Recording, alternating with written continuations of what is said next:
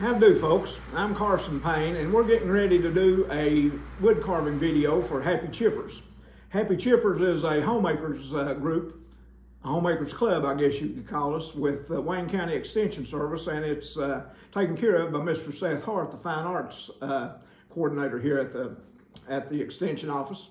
And what we're going to be doing today is, since it's close to Valentine's Day, we're going to be doing a little heart that you can use a lot of different ways, and we'll talk about the ways you can use it in a little bit. But before we do that, we're going to start getting ready, and the first thing you need to do is make sure your knives are sharp that you're going to be using. So properly sharpen them and strop them properly before you ever start carving. It'll make your carving a whole lot easier, and you'll be actually cutting the wood instead of chipping it away. But we're going to finish this up, and we'll be right back and let you see how we do the hearts.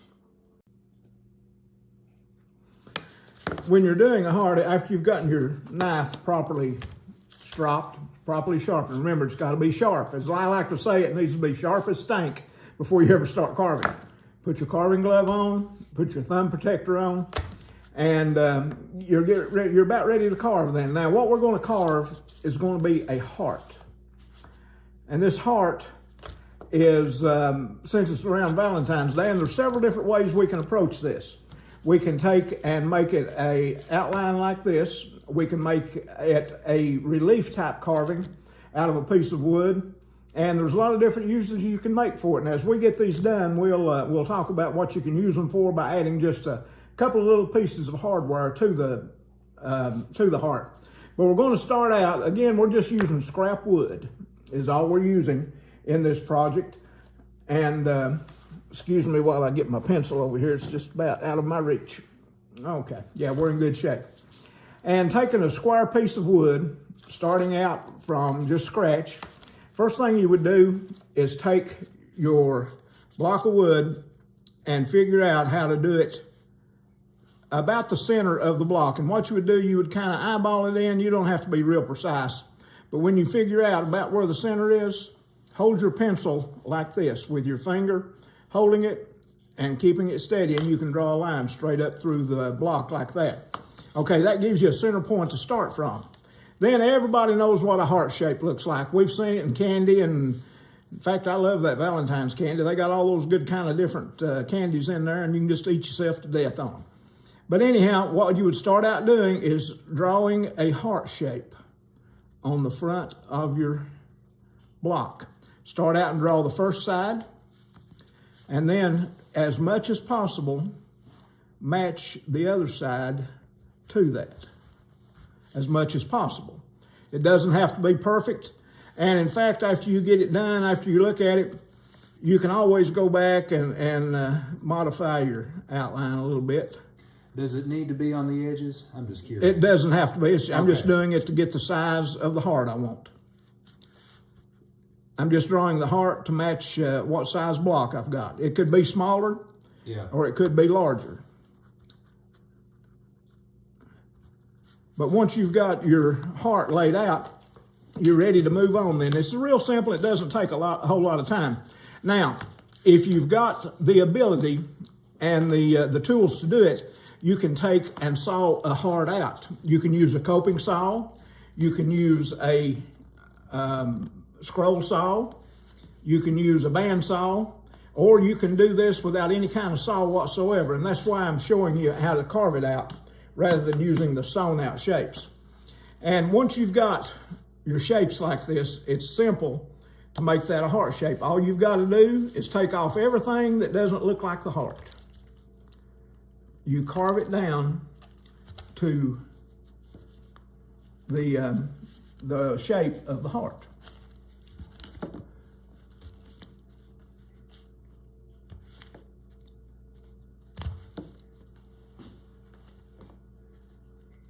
And you're mostly using paring cuts, aren't you, at this point? Paring and push cuts, depending on how the grain of the wood runs. Because if the grain was such that it started to dig in from a paring cut, I would turn it around and use a push cut to do the same thing. Yeah, that's good to know.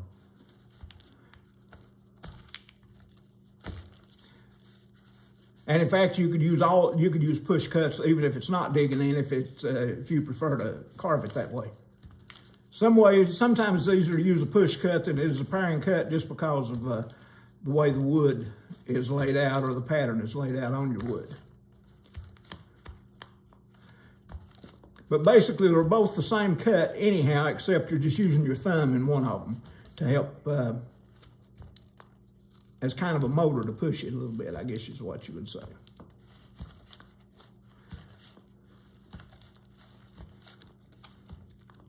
Now, anybody that is interested in learning to wood carve, or if you've got any friends who would like to learn how to wood carve, we'd suggest that you tell them about Happy Chippers.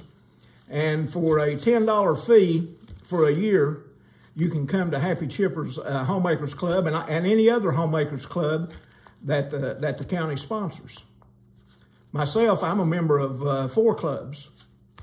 So I get 4 times my money for that same $10 fee that I have to pay.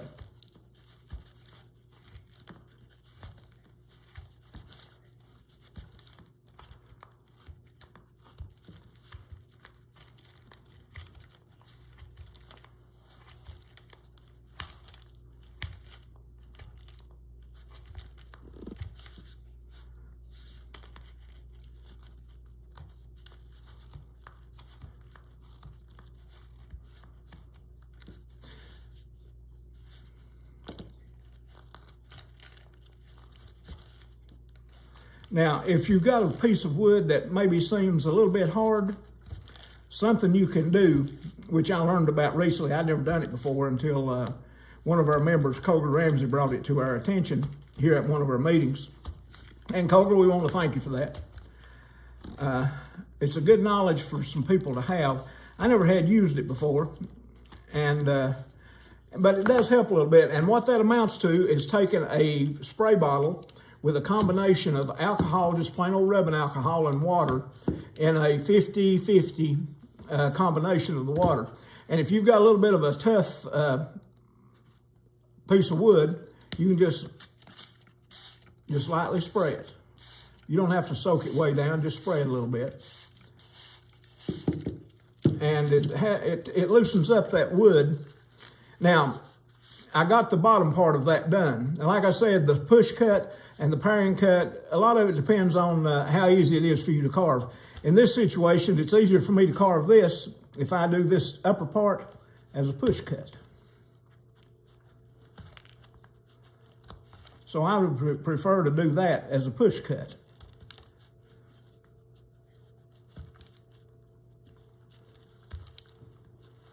Is what I would prefer to do. But if you'll see, I've started working on the shape there. And in order to get the heart shape out, all you would need to do is go all the way around your heart like that to get the shape out. Now, you may wonder, well, what about the little dip up here at the top? The way you would do that is you would use a stop cut right in the middle to be able to make that little, I don't know, I guess you maybe call it a divot or whatever, to put the dip there in the very top of the heart. You know, Seth, is there a name for that piece of a heart? I never thought about that, honestly. But yeah, that's a good... I never had either. I don't know what you call that. Till I started trying to explain it to somebody. But you would just use a push type cut. But again, you want to be very careful when you do something like that, because if your knife slips, there's a good chance you're going to cut yourself. And again, that's why you always wear a glove, because it's awful easy to have an accident when you're doing this, when you're wood carving.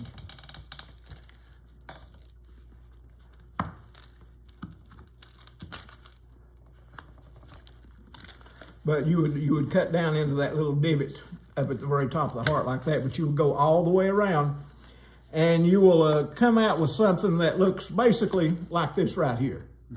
Even though this is sawn out, you're still going to have that same shape, because when you're sawing, all you're doing is removing wood on the outside, and when you're carving, you're removing wood. You take off everything you don't want your carving to look like, is what it amounts to.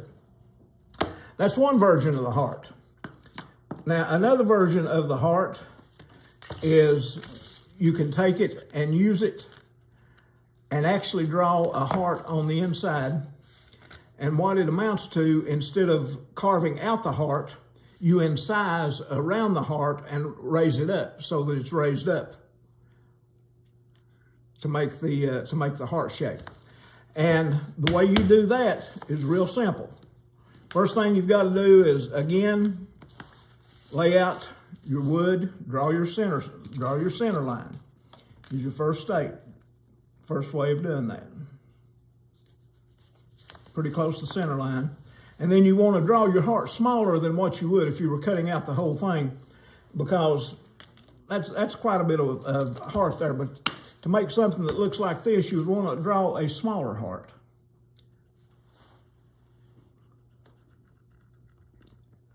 Draw 1/2.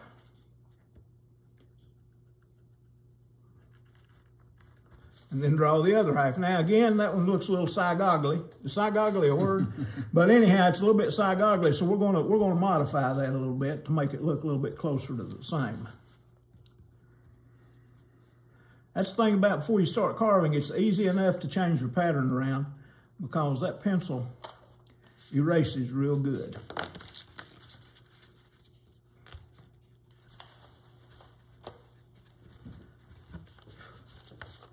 It's not totally symmetrical, but it doesn't have to be, because wood carving is not symmetrical that much anyhow. Nothing's perfect. And we're doing it in more of an organic shape anyhow, a rounded type shape. Okay, after you get your image drawn on there, all you've got to do is take and make a stop cut all the way around that image.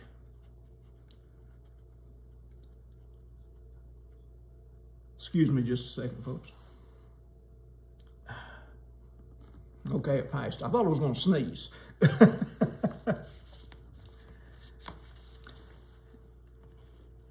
But you take and just make a stop cut with the point of your knife.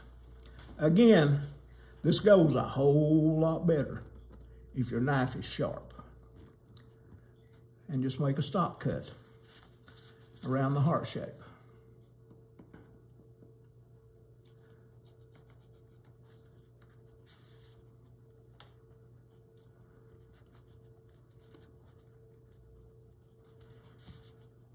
Just the heart itself. There we go. Okay, now, what you do is once you've got your stop cut made, you just start taking wood out from around the heart. I'm going to relieve the edge just a little bit so I can get started on it good.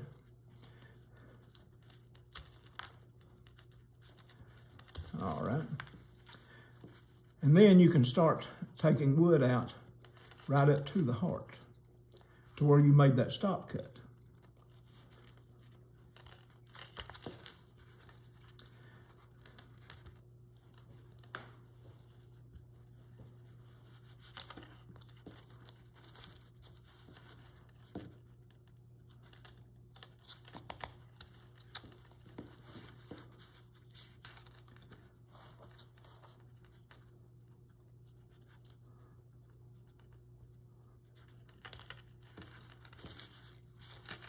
And you see I started out just by doing a V-type cut back to the stop cut to start giving me some room to start working with. And you saw how that just dropped right out of there. There's not a more satisfying cut that you can do in wood carving than to make a cut like that and the piece just pop right out. It just gives you a warm, fuzzy feeling knowing that you did it right.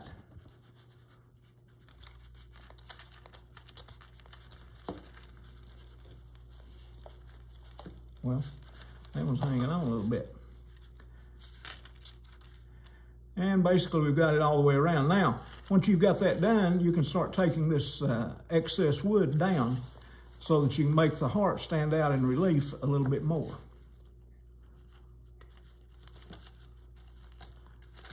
And in doing this, you'll use a combination of push cuts and paring cuts to get that done.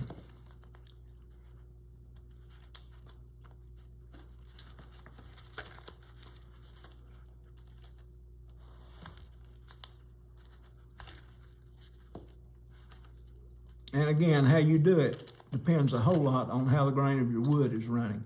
If your knife is starting to dig into the wood, change directions and do it from the opposite direction.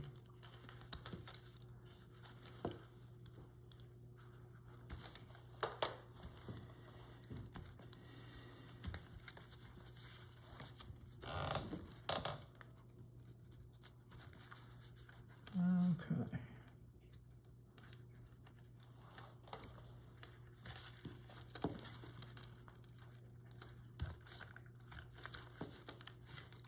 Because there's definitely a difference in the grain of the wood, the way it runs. And in fact, the grain may change 2 or 3 times within one piece of wood that you're using, no matter how big or small the wood is.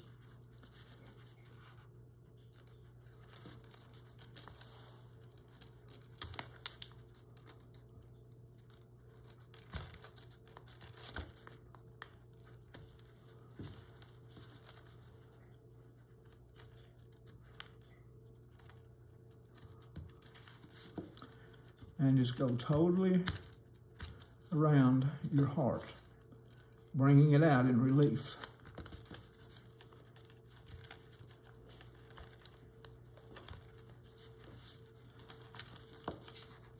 And you may want, if it's not deep enough to suit you, do it again. Do it again. Draw, you go with a stop cut around the heart. And if there's any place that's not as deep as you'd like it to be, if you need to, do just a stop cut in that area. Now right here, my wood changed, the grain changed direction, and my knife started digging in at that point, and it's right in the middle of the heart where it did that. Mm-hmm.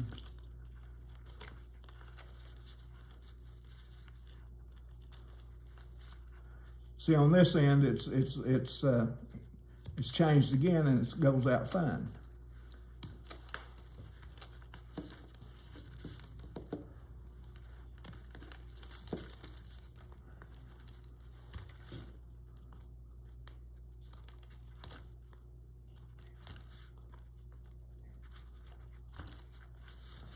Okay, so that's just about to the depth that I would like it to be. I'm going to clean it up a little bit so it's even all the way around. Is it raised about 1/4 of an inch from the surface, you think? It wouldn't be a 1/4 inch. It would be somewhere between a 1/8 and a 1/16. Yeah. About somewhere between a 1/16 and an 1/8. I didn't know what you were going for, but from here it looked like it was. Now you can make it. You can do a 1/4 inch if you wanted to. You more could carving, wouldn't it? Yeah, but it's not real hard carving. Mm-hmm. It's real easy to do.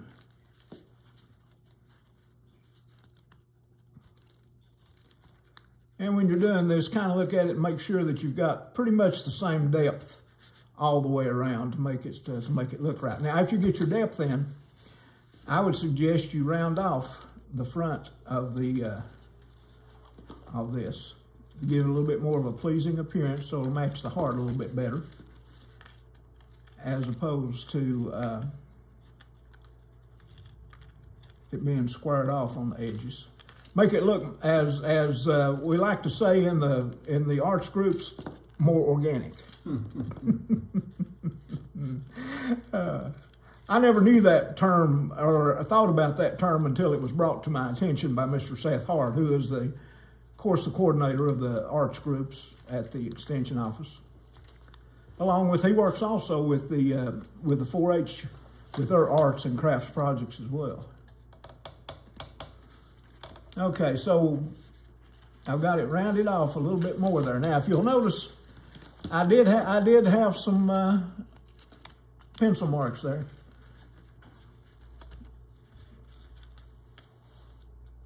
This light's a little bit different from what I'm used to working in. And I'm just looking at some rough spots that doesn't appear to be as smooth as what I would like it to be.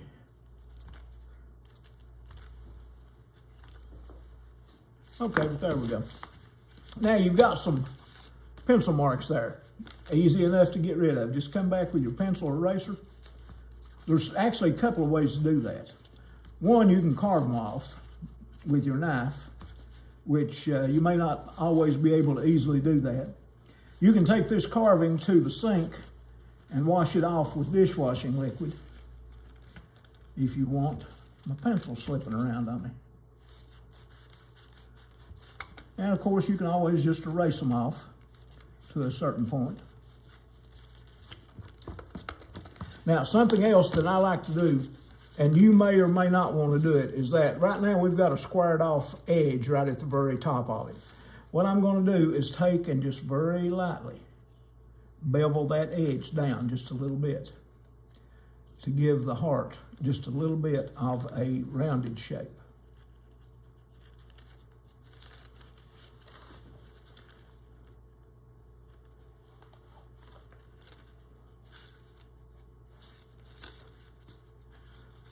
And again, depending on what you're doing, sometimes it may work better as a push cut, like it does right here. Sometimes it works better as a paring cut, like right here.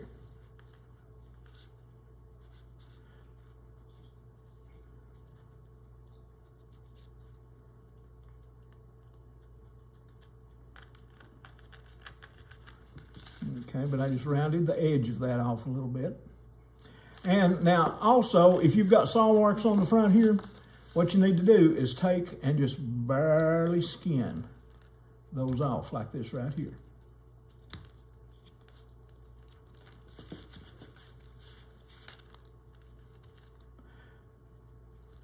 Now when you do these, you can either leave them natural or you can paint them and like paint the heart one color and paint the background another color.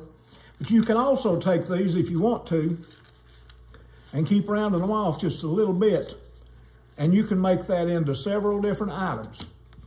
You can take and put a magnet on the back of it and make it a refrigerator magnet to stick on your refrigerator at home, or your honey's refrigerator at home. Whoever you give it to, your grandchild or whoever your Valentine is, I guess would be the proper way to say it, is they could use it for a refrigerator magnet. You could round it off in more of an oval shape, and that would make a super nice pendant to put on a necklace and wear. And the way you would make this a pendant is you would drill a little tiny pilot hole right in the very top and get a little screw eye, not very big, but just a little screw eye, and screw right into the top. That way you can lace your necklace through it. Another way you could do it is take and drill a little bit bigger hole right in the very center and do one of the loop type things where you would take a cord and make it a necklace like that. But now you can also take and put a pin on the back of these and make a brooch out of it that they could wear. So you've got the possibility of a refrigerator magnet. You've got the possibility of a pendant to wear on your neck, or you could wear it as a brooch, either way. But it's a real simple little project, and you can use your scrap wood to do it. Doesn't make any difference what thickness it is. In fact, I've got 3 different thicknesses of wood right there on those 3 different hearts. Now, if you had it sewn out like this, I would suggest that you take and round it off. If it's a thin piece of wood, you would just round off one side of it. And the way you would round that off is, again, if it was a little bit thicker piece of wood, you would come back here, figure out about where the center of that would be, and draw a line all the way around the center of that heart.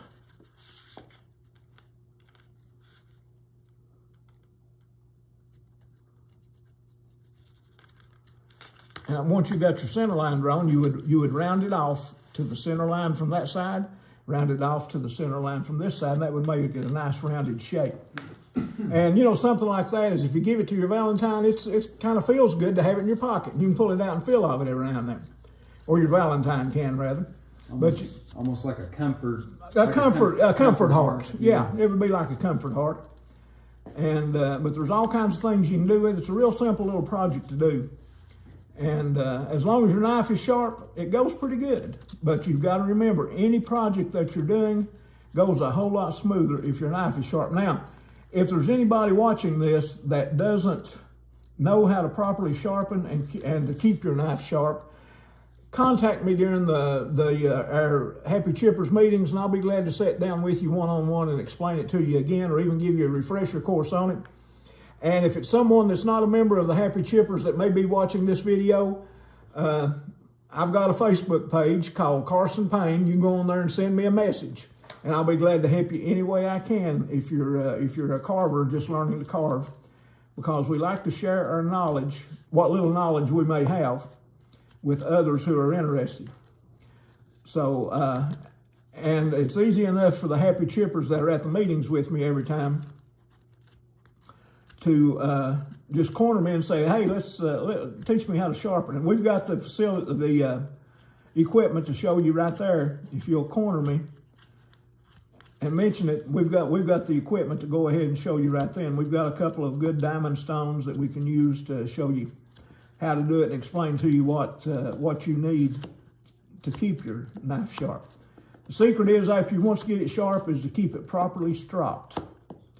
And you need to strop every time before you start carving. And if you've got an extended amount of time that you're carving, it doesn't hurt to stop every 20 or 30 minutes and get up and stretch your legs and loosen up your shoulders and your arms a little bit, and then to restrop it every 20 or 30 minutes while you are carving.